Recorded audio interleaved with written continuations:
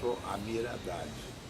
Meu trabalho, meu envolvimento com o meu trabalho é total, definitivo em qualquer momento da minha vida, desde que eu comecei como cidadão, ser humano, participar do mundo. Quando eu falei arte pública, as pessoas pensaram que eu estivesse falando de monumentos, estátuas, entende? Essas coisas, que isso era chamado arte pública. Eu falei, não, eu estou falando de outra coisa.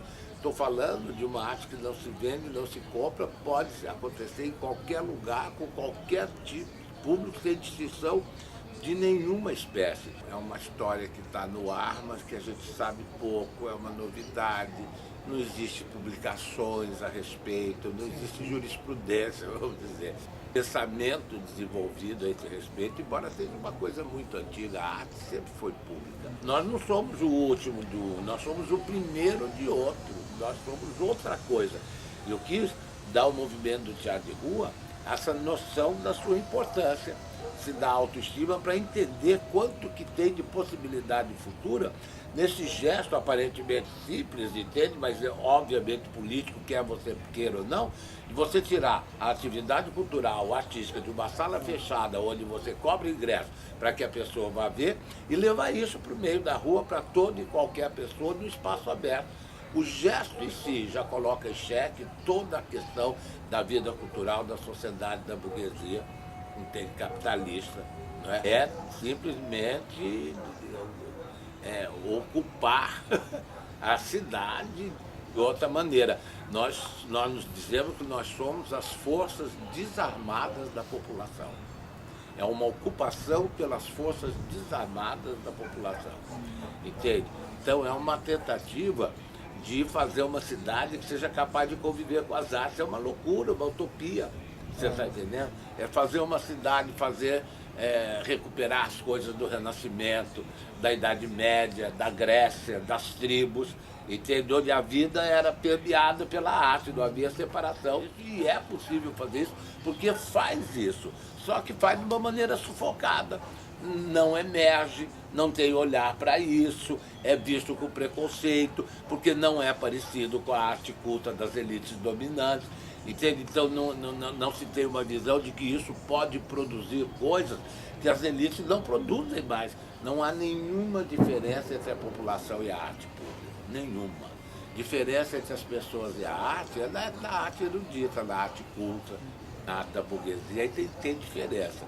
Mas na rua é muito direto o reconhecimento, é muito direto, porque está se falando de uma ancestralidade. Isso que nós estamos querendo fazer, o ser humano sempre fez. Entende? Se reunir, entende? Celebrar, viver coisas em conjunto, se conhecer no encontro, trocar, se projetar nos seus mitos. Isso tudo é uma coisa que o ser humano faz e fez, e está precisando fazer mais.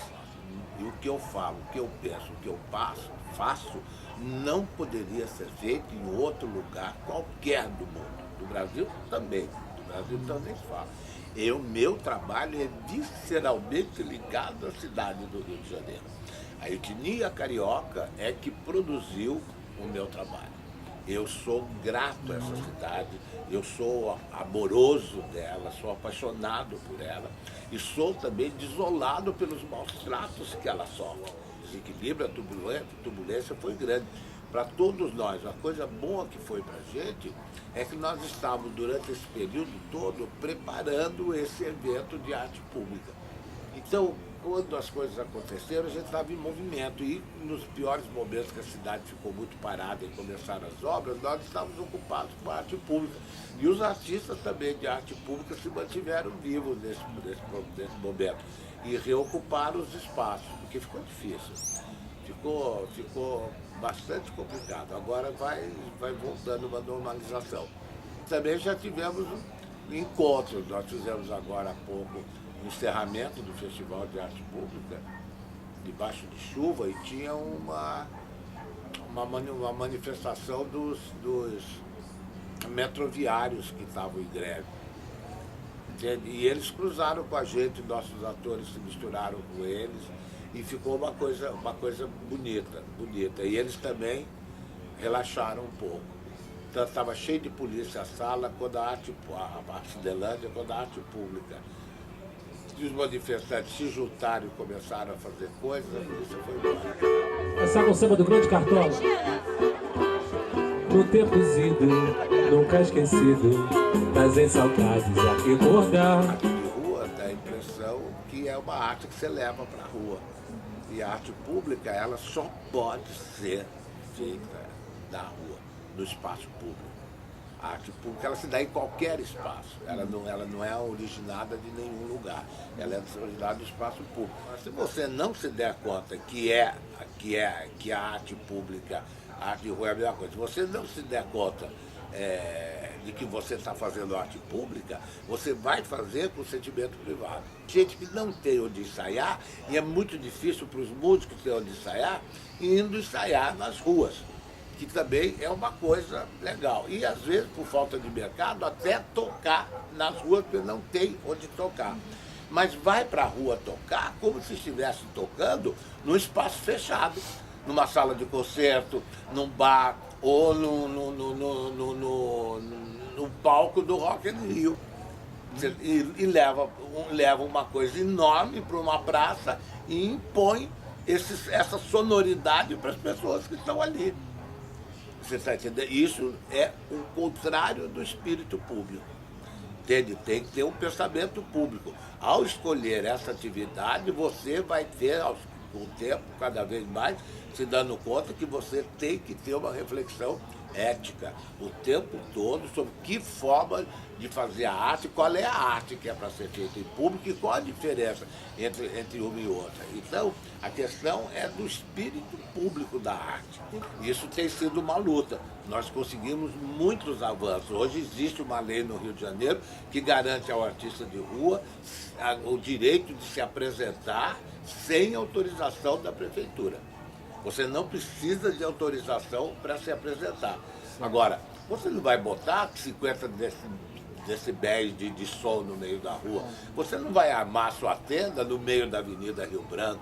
Não é esse o espírito. Quando veio essa política do choque de ordem com o prefeito, os artistas de rua começaram a ser muito perseguidos. Muito perseguidos. Então, nenhum artista mais podia se apresentar. Aparecia na praça, vinha a guarda municipal e tirava, não pode, não pode, não pode. Eles estavam querendo a ordem de uma gaveta vazia, né?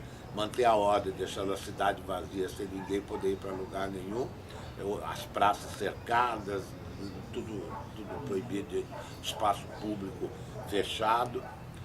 E, então, aí isso provocou uma reação dos artistas, nossa, do movimento de teatro de rua do Rio de Janeiro.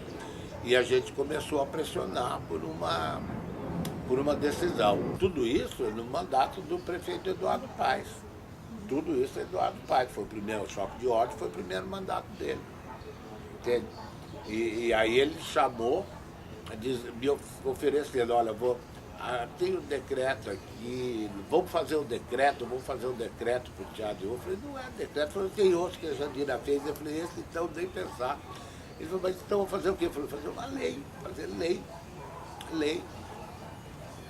E aí um vereador do PT, o Remon, apresentou o projeto de lei para a Câmara e o projeto foi aprovado. E o prefeito vetou. O prefeito vetou o projeto. Aí nós fizemos um movimento enorme contra o veto do prefeito. E ele veio até a casa do Tá na Rua aqui na Lapa, e numa discussão grande, ampla, democrática, coisas raras, né? Mas o Tá na Rua sempre faz isso. Nós discutimos a questão e o prefeito, diante de centenas de artistas de rua que estavam lá aglomerados, lá da Lapa, ele retirou o veto dele. Falou, então eu vou fazer o edital, já liberei a lei, vou fazer o edital para vocês trabalharem na rua. Ele falou que não queria edital, eles queriam política. Né? Queriam políticas de continuidade. Né? Então, que ele procurava. Ele falou, mas como são essas políticas? A gente falou, se ele desse o dinheiro, a gente fazia um levantamento de tudo que a gente pudesse, e durante 3 meses nós ocupamos 6 praças da cidade, que é esse festival de arte pública. E catalogamos 760 pessoas que lidam com a arte pública só nesse período urbano por onde a gente estava. Se a gente for aí por dentro, vai ter muito mais. Por isso que eu digo que tem muito escondido. Tem uma possibilidade enorme que quando vier para fora vai vir de uma maneira surpreendente, nova, renovadora.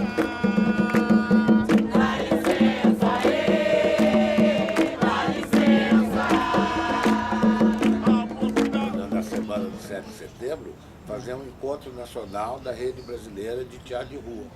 Vai ser feito aqui lá no Hotel da Loucura. O movimento é grande, as pessoas se comunicam, a discussão. Tem os problemas que qualquer movimento tem.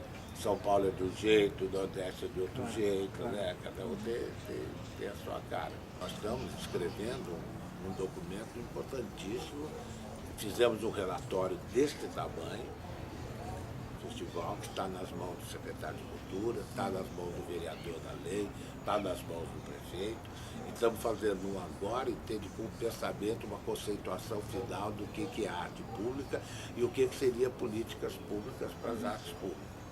Agora, a gente acha que à medida que isso vai avançando, o movimento também se organiza. Deixa que diga, que pense, que fale. Esse danado é da cal, que tem. Eu não tô fazendo nada, você também. Mas vai bater um papo assim gostoso com alguém. Deixa que diga. É muito difícil, a gente trabalha no mundo onde se vende tudo, vende o pai, vende a mãe, você vende qualquer coisa. E a arte pública, a gente diz que não se vende e não se compra. É a arte 0800. Não pede passe livre para transporte, não pede passe livre para educação, é passe livre para cultura, para produção e usufruto do produto cultural. Então, é uma coisa bastante complicada porque não pode ter a ver com o mercado. Se você for depender do mercado e ser autossustentável, já perdeu a sua característica pública, imediatamente você já está submetido a outras regras que não trazem um futuro dentro dela. O artista público, como é que ele vive? Ele passa o chapéu. A nossa pergunta nesse momento é qual é o chapéu do artista público. Eu não posso dizer que é o poder público, porque eu não posso fazer uma arte totalmente dependente do poder público. Então, a cidade, em tese, ela que deveria patrocinar o artista das ruas, o povo que está nas ruas. Você está entendendo? Então, é como se a gente pensasse, quando é que a gente vai ter um dia uma cidade tão cheia de artistas e que escolhe os seus artistas e põe abaixo do chapéu desse, põe abaixo do chapéu daquele. Porque se todo mundo colaborar um pouquinho, a própria cidade, isso daí é uma utopia absoluta, a própria cidade mantém os seus artistas. E o gosto da cidade vai determinar qual é o que vai receber mais, vai receber menos. É uma espécie de mercado, sem a moeda.